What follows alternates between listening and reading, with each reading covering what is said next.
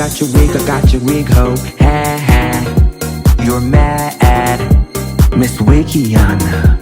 Miss Wikiana. Brittany, why are you so quiet down there? Oh, I'm just internalizing. Internalizing what, man? I'm everything. What part?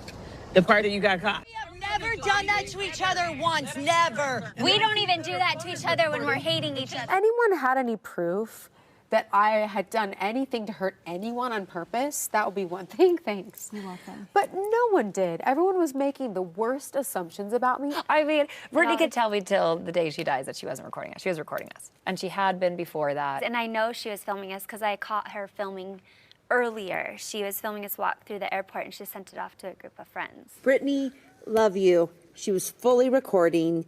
And she was doing it in a morally superior way, going, look at these crazy bitches. Some of her going like, oh, he's crazy, ah. And then some just of the seat. Oh, I didn't see the one of us crazy. Yeah, she was just going like.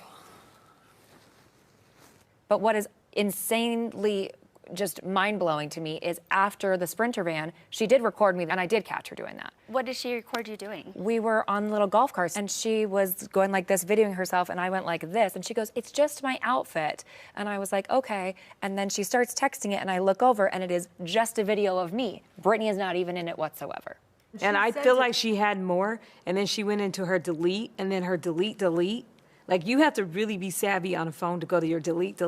I did this, I did this, I did this, I did this. Don't defend me. I've already told you my intentions. Brittany, the story has changed like 4 times now. I went to the camera, but I started to take a video, but it was facing forward, so ended that. That was probably a 1.5 second. And then I switched the camera to me. Then I started to take a video, like, peace, and then all of a sudden Angie was over my shoulder. Are you recording us? I was like, and then all of a sudden, everyone's screaming at me. It was not to send her daughter a congratulatory note. It was not to remember this beautiful time in Puerto Vallarta together. It was to have something on all of us. She was going to send it to her friends to kind of poke fun at us, to show that, like, she was peripheral to the fray, that she wasn't in the muck with the rest of us, and that is simply insulting and untrue. By the way, that's the most optimistic view on it. Okay. Well, tell me the The pessimistic sinister side of it is she's recording to use it against us in some way, shape, or form. which is what we've experienced in our life before. Do you think this is like a joke, what you're doing here? Because it feels like you're starting all kinds of stuff with everybody. You started all kinds of horrible things about me that were false. Horrible with things? Zero truth. Seriously? I don't know why you tell anyone I threw up, because I told you I didn't throw up. Let's be clear. You are a liar. See, what bothers me the most is that there are so many people who do struggle with bulimia, who do struggle with a variety of eating disorders. It's not something to make false accusations on. I literally had an eating disorder. I was bulimic when I was a teenager and a young adult. And so I don't take that lightly. I don't just throw that out there as an accusation. I know how difficult that can be for anyone struggling. And that wasn't your intent. That's not what you meant. It wasn't even in my to, head. Like, you were using it as a lead-in to like trigger the conversation. I just thought she had food poisoning. I mean, that's literally what I thought. I mean, like, somebody has food poisoning. Oh, where's this coming from? I got sick the day after I got home. Oh, yeah. I mean, people do it. I've been sick in Mexico many times. That's what I was thinking. Oh, somebody needs Cipro right now. You know, the antibiotics. I have some in my bag. Should I run it over to Meredith? That was literally my thought process. So, have you talked to them? I have spoken with them, yes. They're good. They're jammy. They're in the bed now. Oh my God. Mia. I'm gonna take care of it, okay? We're gonna handle it, okay? I'm everything. Why is he doing this? I don't understand it. Like, why? Like, I don't understand it. Not to answer. Like, answer. Like, what are you doing? What's your thought? Why is not answering? I don't know. You don't. I don't know. Just, you gotta stay calm. Mia, I'll be honest with you. You know, I think you're a big girl and you can handle yourself. But at this point, as your friend, my concern is your children. Okay, so we're good. Okay. Let's just like relax now. They're good. Yeah, I feel like I just need like a shot of tequila. Yeah, let's have a shot. So Wendy got us some rum. Let's take a shot. Let's decompress. Yeah, it's amazing with the kids. You do have full custody, right? Yes, I have full custody. So I've been in the same situation, and I showed up with the cops. Okay. I had them meet me where my child was, and it sent a clear message. Okay, so they're there right now, and they've been there all day. Okay. We couldn't get in contact with Gordon. He wasn't answering his phone. We called and she didn't answer, so Mia's just kind of freaking out, having a panic attack, not knowing where they are. I'm really tired of being under a microscope for what I do on my social media, and my life is really kind of wild and crazy, but I am at least being authentic and telling my story. Kids and I were trying to have a conversation about our relationship and things like that, so I'm actually glad that you're here now, because maybe you can help navigate it. Yeah.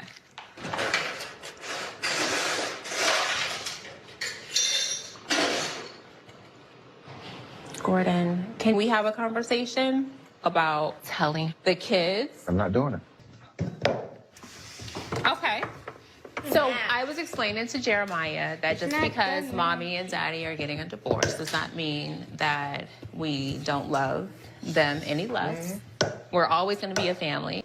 When you and I and her are together with the kids, I'm going to be very cordial, have a good time. Without the kids, I'm not interested. Gordon.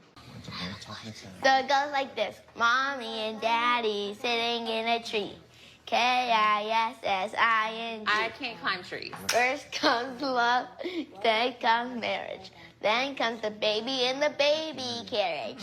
Okay, so listen. What do you think your future is with Ink?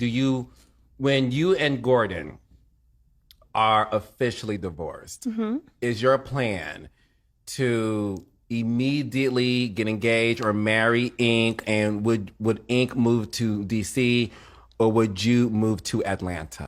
We are looking to build in Georgia because I feel like it's time. And he, obviously, I'm not going to move into his home because that's a home that he built for his daughter's mother, and it's 6 bedrooms, and I want 7 plus. So, what's that? Nothing. Sometimes in marriage, people grow apart. In his mind, he still thinks that there is a chance. Yeah. You're right, it is a problem. Because this morning, he goes, I think we should get back together and just not be intimate. Do you think Ink will be okay with that? Mia, no. The only thing that is real to him is the part that he wants to believe, and that's that Mia and him could be something, and it still could be happening. You know what I mean? No, I agree. But Mia, what if they get to the age when it's time for them to get married? How are they going to view life at that point in time? How are they going to view relationships? And if we don't help them understand what's going on and why, then maybe they'll end up repeating the same cycles I've repeated.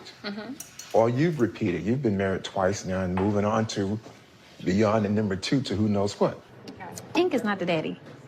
Because I don't want to be speaking on that or hearing that. And I'm like, who is the daddy? So we're going to get a test. Okay.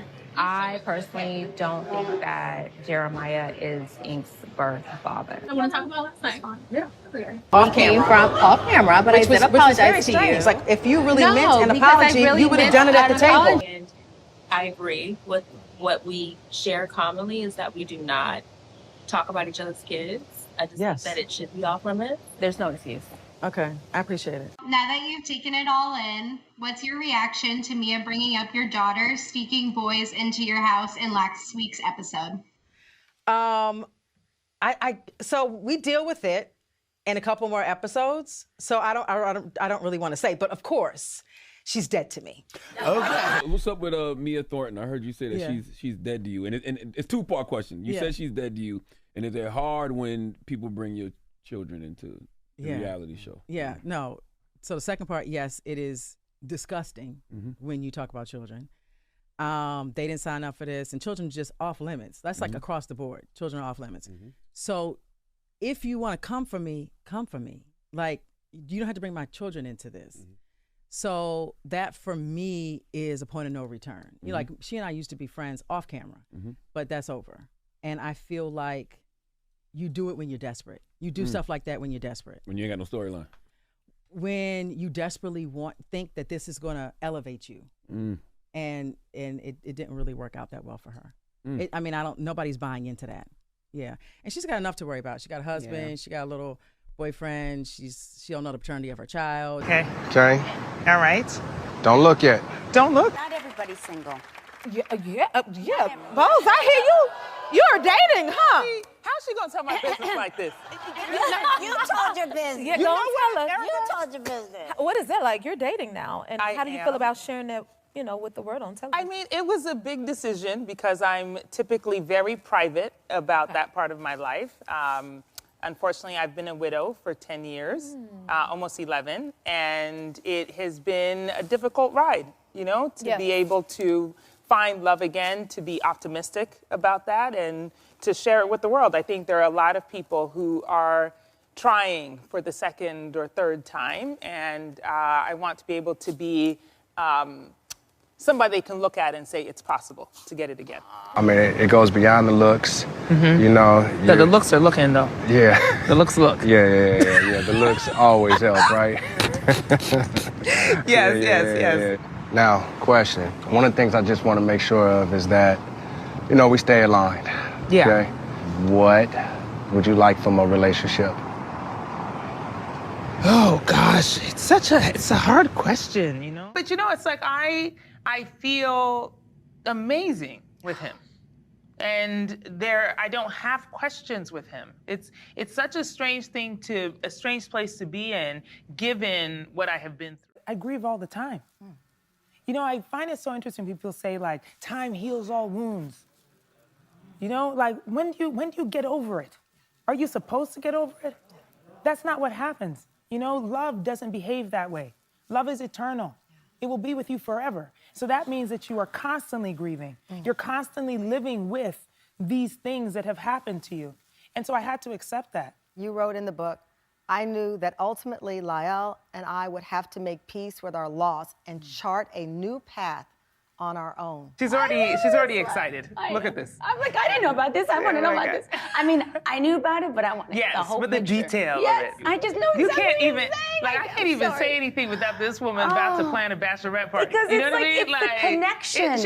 She already planned the party, okay? I just have to show up to it. Where are we in that process? Yeah, I knew you were going to ask that. Yeah, I see. I felt that question. That question came right out of your mouth, right out of your thoughts, into my head. It is me and you. Right. So that's where we are. This is a classic question, isn't it? In a Of relationship, course. like, Yep. I so Take it. Okay. Was that to shut me up, or?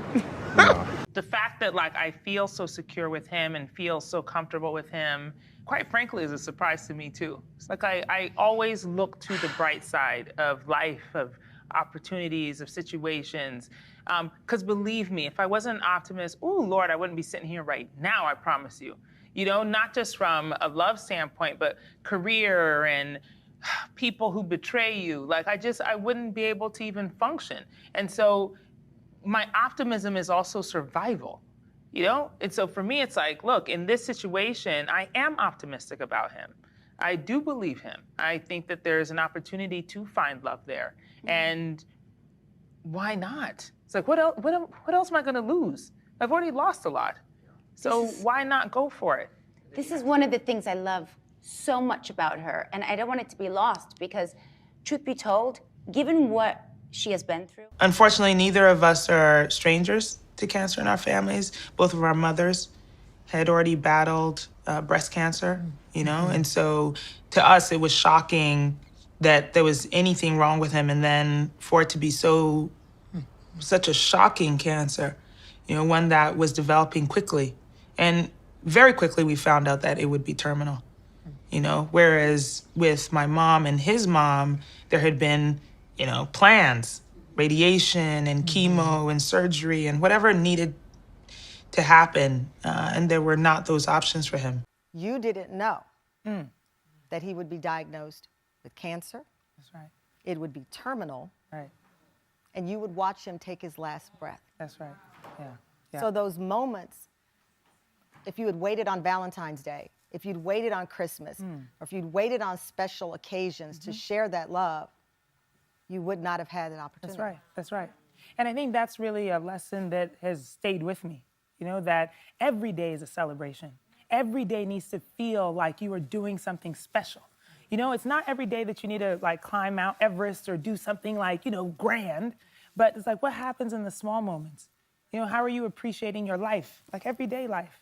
What is happening in those times? Because at the end, you know, all you're thinking about are the moments that you shared, you know, not the big successes, not the titles, not the huge jobs. You're not thinking about that. You know, it's just like the things that you wish you would have done and then remembering the things you did. It took you time to get there. At the time, and you write about it in the book, a mutual friend said, go to Anguilla. You called and you said, I need to get out of here. I've got to go. I have a small baby. She was how old at the time? 4 at the time. I've got to get out of here. You went away with your daughter, and you write in such a powerful way of literally not being able to eat. When you are around someone who has faced the challenges that she's faced, true trauma and real loss and grief and all of the above, and still has gratitude and has patience and has love and optimism. And I think that's why she's given this beautiful opportunity where someone loves her, truly loves her. It's a real love. And she is no schmuck. She feels it, she knows it, and she leans into it. And so therefore, it's not only about time, but But it's also deserving. a choice. Yes, it is. You know, I choose to be happy. Kyle, PK's in a very unpredictable state of mind, and I'm in real high alert because when he's like this, I don't know what the hell he can do. You know my kids are unaware of the situation. Girl, we gotta talk about all that. You know, PK and I, we had a 4-hour therapy session. 4 hours? PK ended up storming out of the office and slamming the door. I walked out of that therapy session and I thought, oh, no. So then it's like, well, I don't understand. Am I preparing for a divorce? Am I not? Or not. It's such a mind because even when it's been tossed around, and then when we've made up or when we've spoken or when things are not, you know, when we're peaceful, oh, please, I say things, you know, that's what's hard about it. It is so hard. How are you supposed to know if this is the real one or not? It's like crying wolf. That's a hard thing to react really to. hard. Girl, I don't really, even really know. hard. I can handle if it's, if it's the real thing, then at least I have something concrete to react to. You know, he doesn't share anything about your relationship or anything that's going on. We don't talk like that. It's literally like memes and jokes and things like that. That's it. During this process, you're going to have hard days, you're going to have easier days, there's going to be days that you wake up and you're going to just be miserable. I've kind of learned how to enjoy the journey versus looking for a solution, right? Kyle text me. She did? Yeah. Beautiful. I sent it to PK and I was like, I want to send this, but I'm so scared. A, she's going to show it. B, she's going to think I'm being manipulative by sending her a nice supportive text because I'm supposed to see her at Sutton's house. So I called Eric. I'm like, I'm really in a pickle. I don't know what to do. And I said, then she "Send told me it." that none of the cast had reached out. Yeah, no one had reached out. Nobody had reached out to her, and it really broke my heart. So And I thought, said, you have, and she said to me, and Kyle said, I've written this text. I sent it to PK. I haven't sent it to Dorit. And I said, you must send it. Yeah, because once I knew that, I was like, I don't care what she thinks. No, this text from me, I'm sending it. Still, even now,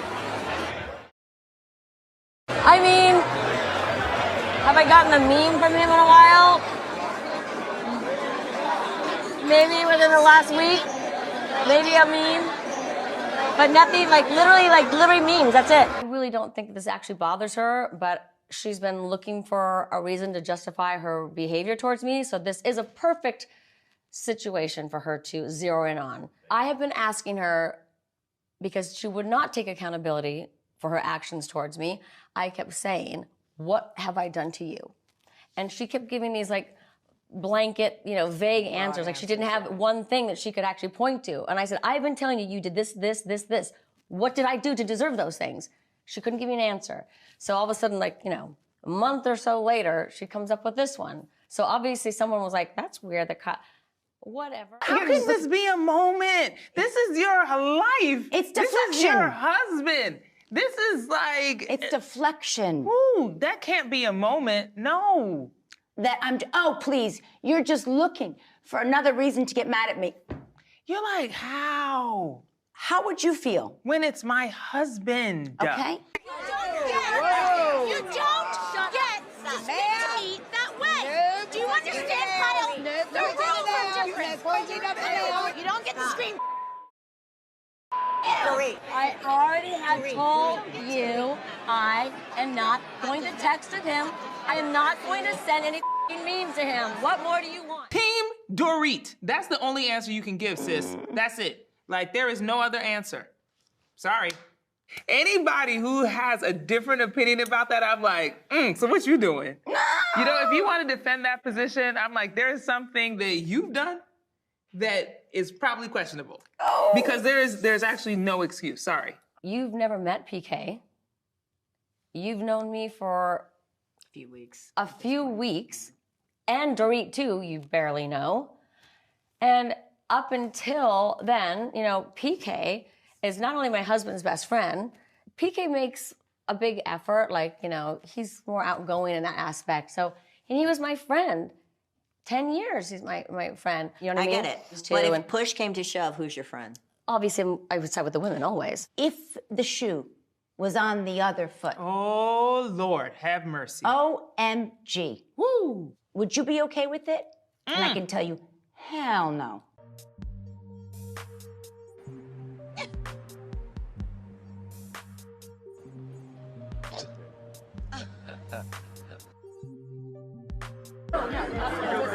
No. Yeah.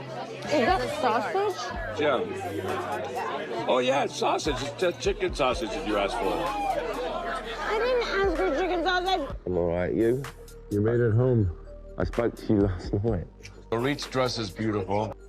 Erica's dress is short. Who wins? My wife. If we had to take the wives out of the who wins, who wins? Your wife. No, both wives are out. Oh, so I have to pick anybody but your wife and my wife? She knows me better than that. She knows PK better than that. She knows our friendship better than that. He's like one of the girls. I would say this to his face. He's like a girl. He really is. Not only is he a girl, he's a petty teenage girl. Yes, so he really is that kind of, I mean, sorry, PK is like a girl. I'm not sorry. In general, I would say don't text your friend's husband. Just include the wife on the text. I would not be chatting with Tom Girardi, no offense. Tom Girardi doesn't know how to chat or text, but yes, I you're wouldn't right. be texting with Harry Hamlin. No, you'd be texting I wouldn't with... be, I'm trying to go through the line. I mean, but PK's like a girl. He is a petty teen girl. Everyone knows that even when Dorit and I are not getting along, that PK will still send me messages, you know, like the things that make me laugh and vice versa. And when we've made up, we'll laugh about that. She's never cared. Circumstances have changed. Hello, massively, by the way. It's not a little change. It's a big very change. big one. And do you think for 1 second, in separation, when PK and Mo have had dinner, Kyle's not been on the phone to me asking what little nuggets I have? It's like, I don't even understand why I have to spell it out. Because I know she knows better. Does she really care? No, I do not think she does. Of course it doesn't. It looks like I'm breaking girl code, but anyone who knows me knows that I am 1,000,000% a girl's girl. Have you ever spoken to PK about it? Yeah. And what PK said? What? He got the information via Mo saying that Kyle told Mo she's not allowed to speak to PK anymore. Oh, hell. Oh, this is hysterical. Who wants to text PK anyway, to be honest? Ew. Like JK, but like maybe not. But thank you for watching. But you hating ass bitches always have something to say. Hating ass bitch, but you're still watching my vids. What?